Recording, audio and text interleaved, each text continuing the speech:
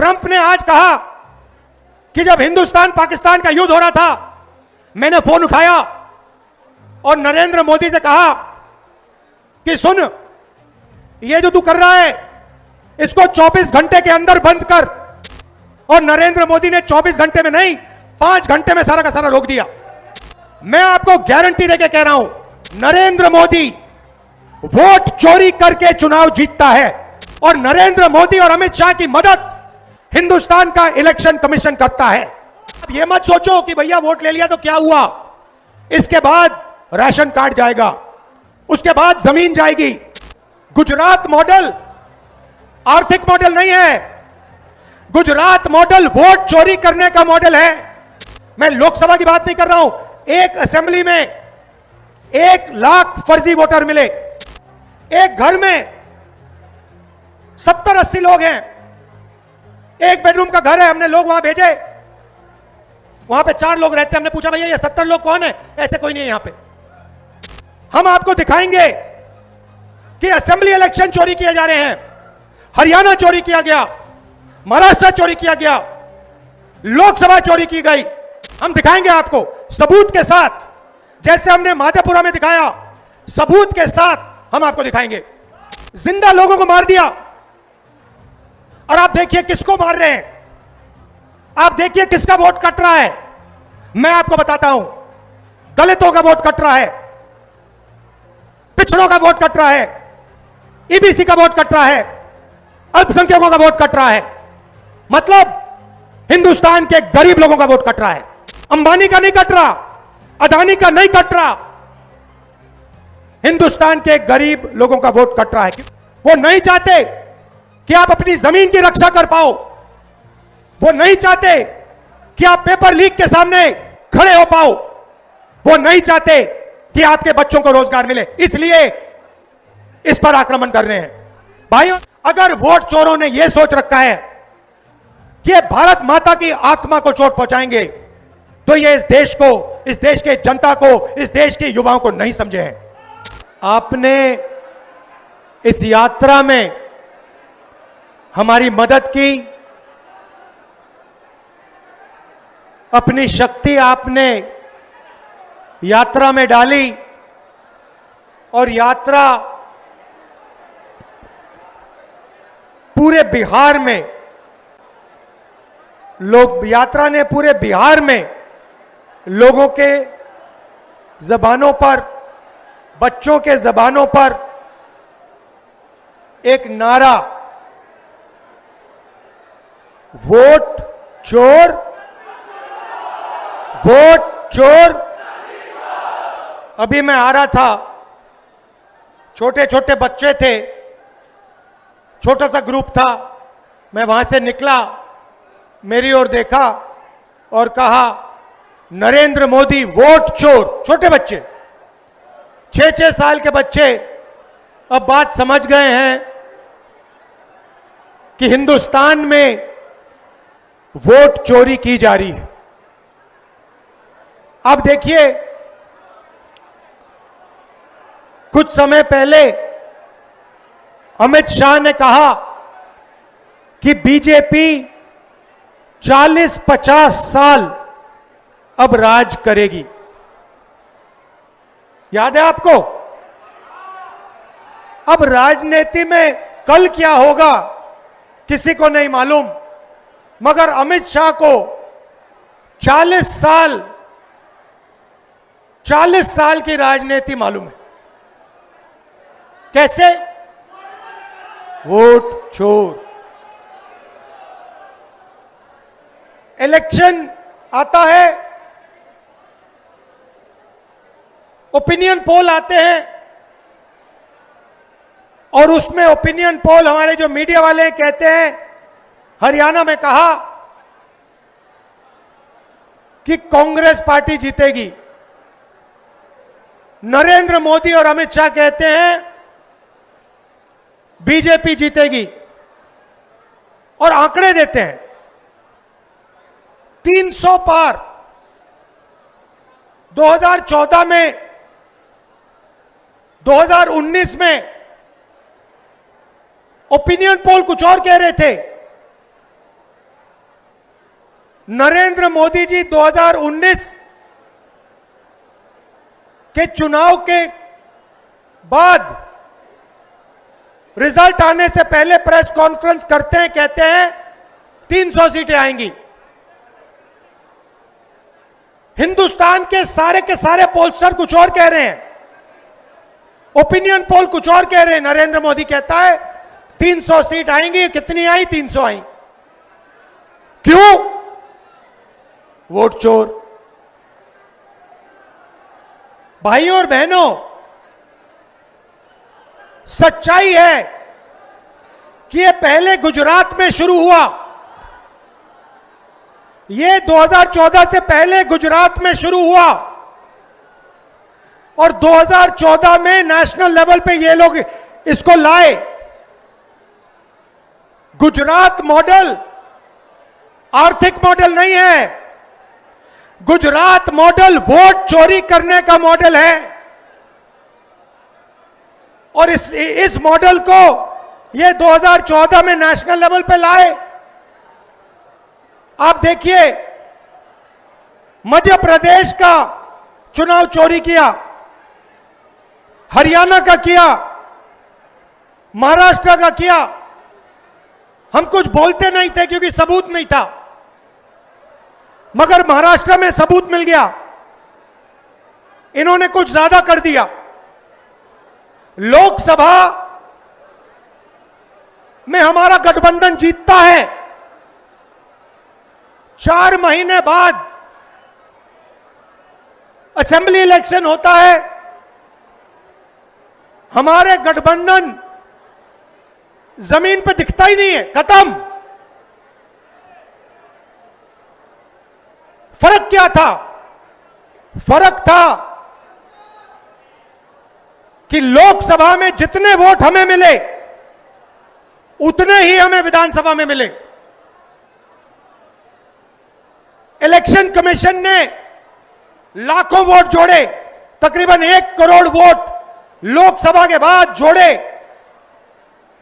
वो सारे के सारे वोट बीजेपी के खाते में जाते हैं और उन वोटों से बीजेपी चुनाव जीतती है। हमने इलेक्शन कमीशन से पूछा, हमें वोटर लिस्ट दीजिए, कहते नहीं देंगे। हमने कहा वीडियोग्राफी दिखाइए, कहते नहीं देंगे। और उसके बाद कानून बनाते हैं कि 45 दिन में वीडियोग्राफी खत्म कर दो, डिस्ट्रॉय कर दो। तो फिर हमने क्या किया? हमने एक टीम को कर्नाटक में माधेपुरा विधानसभा में हमने उनसे कहा कि देखिए, आप थोड़ी गहराई में जाइए। मैं उन लड़कों का धन्यवाद करना चाहता हूं। 4-6 महीने 16-16 घंटे उन्होंने काम किया। मैं बताता हूं क्या किया। इलेक्शन कमीशन ने हमें पोलिंग के टाइम लिस्ट देते हैं, कागज की लिस्ट, 200 किलो कागज, 8 फुट ऊंची गड्डियां कागज की। हर लिस्ट को, एक चेहरे को लाखों चेहरों से मिलाया, एक चेहरे को लाखों फोटो से मिलाया, एक नाम को लाखों नामों से मिलाया और सच्चाई निकाली। भाइयों और बहनों, माधेपुरा असेंबली में, मैं लोकसभा की बात नहीं कर रहा हूं, एक असेंबली में 1 लाख फर्जी वोटर मिले। कोई 4-5 बार वोट कर रहा है, अलग अलग पोलिंग बूथ पे नाम है। एक घर में 70-80 लोग हैं, एक बेडरूम का घर है, हमने लोग वहां भेजे, वहां पे 4 लोग रहते हैं। हमने पूछा भैया ये 70 लोग कौन है? ऐसे कोई नहीं है यहां पे।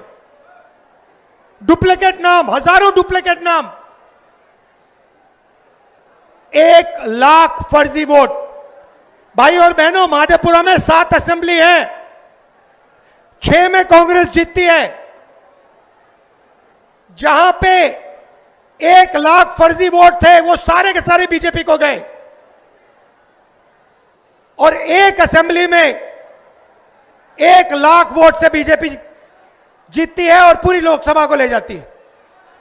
भाइयों और बहनों, यह सिर्फ कर्नाटक सेंट्रल में नहीं हुआ है, यह हिंदुस्तान में 70-80 सीटों में किया गया था। और मैं आप इसको स्टेज से बता रहा हूं, हमने काम शुरू कर दिया है। माधेपुरा पहला कदम है। हम आपको दिखाएंगे कि असेंबली इलेक्शन चोरी किए जा रहे हैं, हरियाणा चोरी किया गया, महाराष्ट्र चोरी किया गया, लोकसभा चोरी की गई। हम दिखाएंगे आपको सबूत के साथ, जैसे हमने माधेपुरा में दिखाया, सबूत के साथ हम आपको दिखाएंगे।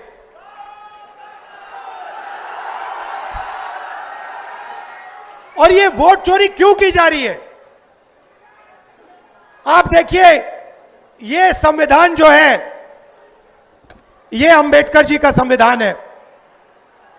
ये अंबेडकर जी का संविधान है, ये हमारे लिए पवित्र किताब है।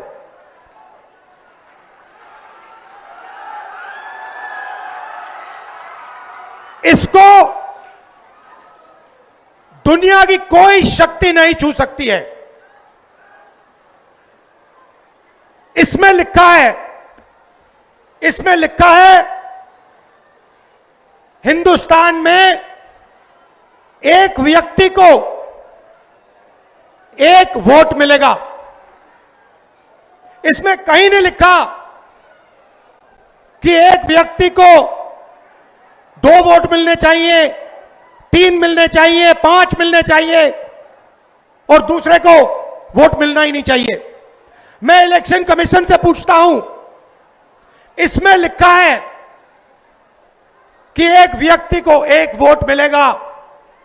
आपने 65 लाख वोट बिहार में क्यों काटे? आप संविधान पर आक्रमण कर रहे हो। बिहार में हजारों लोग हमसे मिले, हजारों लोग मिले, कहते हैं भैया हमने तो वोट किया, 3-4 बार वोट किया, हमारे पास सारी की सारी आईडी है, हमारा वोट काट दिया। हजारों लोग से मैं मिला हूं यहां पे, जिंदा लोगों को मार दिया।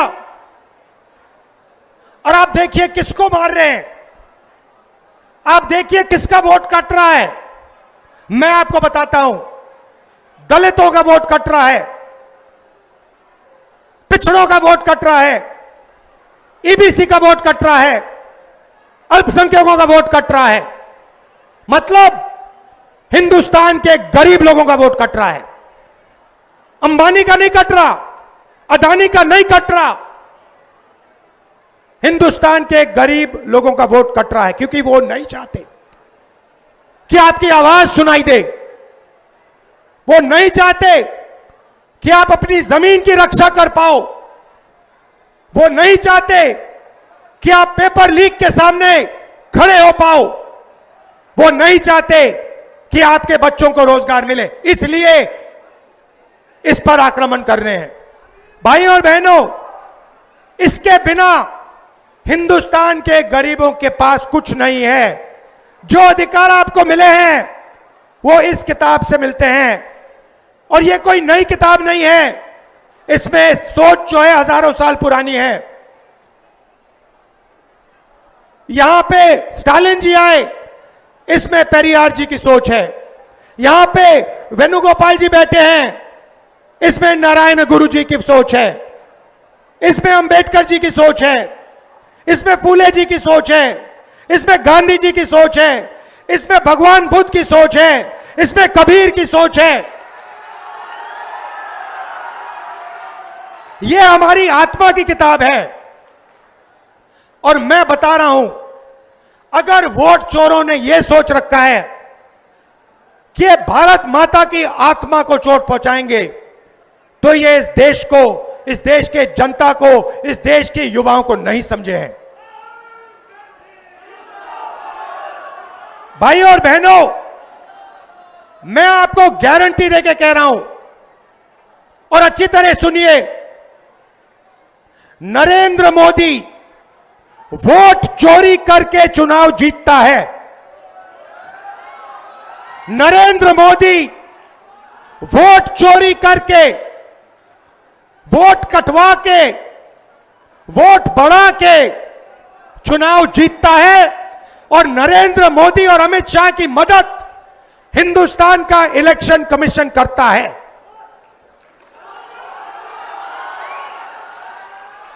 और सुनिए, 2023 में जब हमें बात समझ आनी शुरू हुई, जब हमें सबूत मिलना शुरू हुआ, एक नया कानून आता है। लोकसभा में, राज्यसभा में चुप्पे चुप्पे एक नया कानून आता है, पास हो जाता है, किसी को नहीं पता, दिन में पास किया जाता है। पता है क्या कानून था? कानून था कि कुछ भी हो जाए, इलेक्शन कमिश्नर कुछ भी कर दे, उनके खिलाफ कानूनी कार्रवाई नहीं की जा सकती। अब आप मुझे बताओ, ऐसे कानून की क्या जरूरत? अगर ईमानदारी से इलेक्शन कमिश्नर काम कर रहा है तो ऐसे कानून की क्या जरूरत? भाइयों और बहनों, किसान को पीटकर जेल में डाल देते हैं, मजदूर को 2 जूते मारकर जेल में डाल देते हैं, युवा पेपर लीक के बारे में धरना देता है, लाठीचार्ज होता है, अंदर कर देते हैं, एफआईआर लग जाते हैं। मगर हिंदुस्तान के इलेक्शन कमिश्नर के खिलाफ कोई एफआईआर नहीं कर सकता है, कोई कानून नहीं एक्शन ले सकता है। क्यों? इसका एक ही कारण है, ये लोग नरेंद्र मोदी की वोट चोरी में मदद कर रहे हैं। और वोट चोरी हिंदुस्तान के ईबीसी, दलित, ओबीसी, अल्पसंख्यक और गरीब जनरल कास्ट के खिलाफ आक्रमण है। यह आपको खत्म करने का तरीका है। ये यहां नहीं रुकेंगे। आप ये मत सोचो कि भैया वोट ले लिया तो क्या हुआ, इसके बाद राशन कार्ड जाएगा, उसके बाद जमीन जाएगी। और जो आजादी से पहले समय था, जहां आपका अपमान किया जाता था, आपको कोई अपॉर्चुनिटी नहीं मिलती थी, आपको शिक्षा नहीं दी जाती थी, आपके माता पिता, उनसे पूछिए आजादी से पहले क्या होता था। जो राजा चाहता था कर लेता था, जो भी मन में आता था वो कर लेता था, जमीन अच्छी लगी जमीन ले लेता था। यह किताब, इस सोच ने हिंदुस्तान को बदला था। और ये एक बार फिर आजादी से पहले के हिंदुस्तान में हमें ले जाना चाहते हैं। भाई और बहनों, 2 चीजें मैंने नरेंद्र मोदी के सामने मुंह पे बोल दी हैं और मैं गारंटी देके आपको कह रहा हूं, ये जो 50% की रिजर्वेशन की दीवार है, इसको कांग्रेस पार्टी लोकसभा में चूरा चूरा तोड़ के फेंक देगी।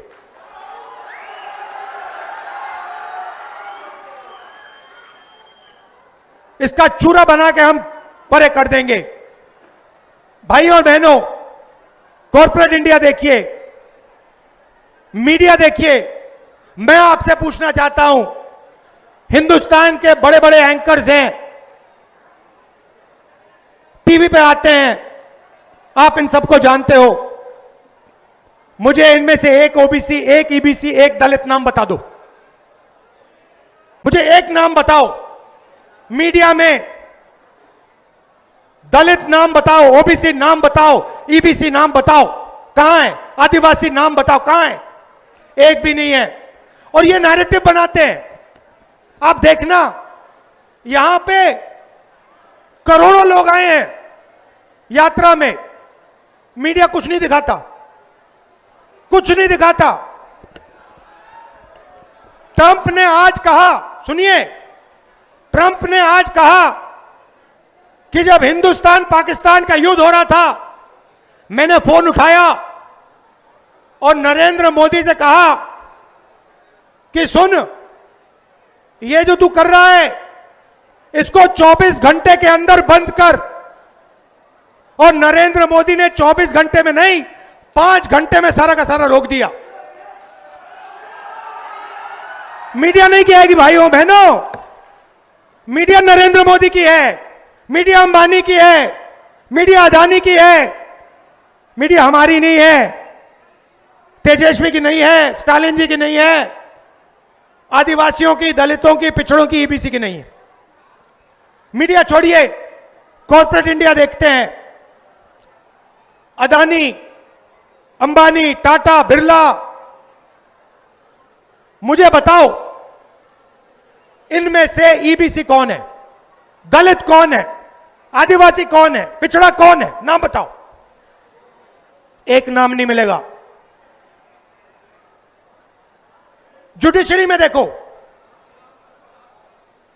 आदिवासी नाम, दलित नाम, पिछड़ों का नाम बता दो, एक नहीं मिलेगा। प्राइवेट अस्पतालों की मालिक की लिस्ट निकालो, वहां नहीं मिलेगा। शिक्षा की संस्था, यूनिवर्सिटी, कॉलेजेस, इनकी लिस्ट निकालो, वहां नहीं मिलेगा। आप हो ही नहीं कहीं। 90% हिंदुस्तान कहीं है ही नहीं। इसीलिए ये वोट चोरी कर रहे हैं, क्योंकि ये जानते हैं जिस दिन आपकी आवाज ठीक से सुनाई दे गई, उस दिन हिंदुस्तान बिल्कुल बदल जाएगा। इसीलिए दूसरी बात मैंने नरेंद्र मोदी से कही, सामने जाति जनगणना हिंदुस्तान में होगा, दूध का दूध, पानी का पानी होगा।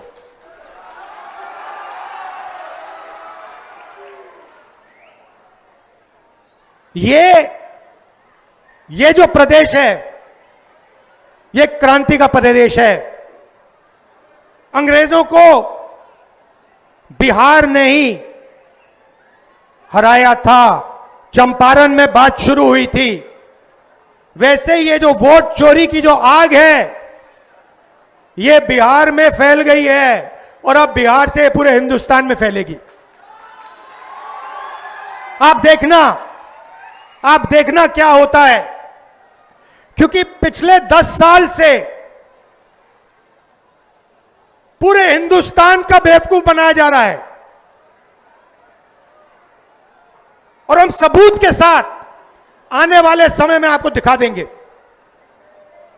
जैसे माधेपुरा में दिखाया, वैसे आपको हम दिखाएंगे कि पिछले 10 साल नरेंद्र मोदी, अमित शाह और इलेक्शन कमीशन वोट चोरी कर रहे हैं और आपकी आवाज,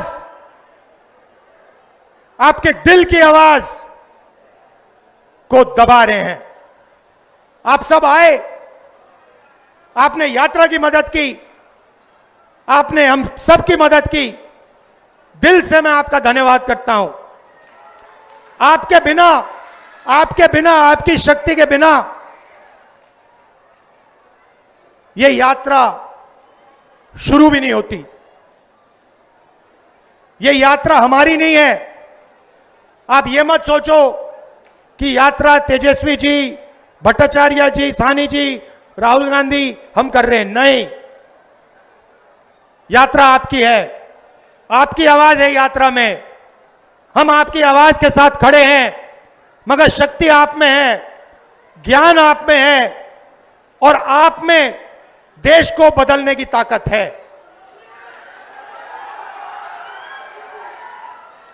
बिहार के युवाओं से मैं कहना चाहता हूं, नरेंद्र मोदी जी ने, अमित शाह ने, अंबानी और अदानी ने आपके हाथ से आपका रोजगार छीना है, आपके हाथ से आपका भविष्य छीना है। बिहार को रोजगार की जरूरत है, बिहार को बदलाव की जरूरत है, बिहार को प्रगति की जरूरत है। वोट चोरी रोकना प्रगति और रोजगार के लिए पहला कदम है। आप सबका फिर से धन्यवाद करता हूं। मेरे भाई स्टालिन जी का धन्यवाद करता हूं, इतनी दूर से आए, गर्मी में हमारे साथ चले, दिल से धन्यवाद करता हूं तेजस्वी जी का, सानी जी का, भट्टाचार्य जी का, राजेश राम जी का, शकील अहमद जी का, कांग्रेस की टीम का। आपने पूरा दम लगाया और यात्रा को सक्सेसफुल बनाया। धन्यवाद। जय हिंद, जय बिहार।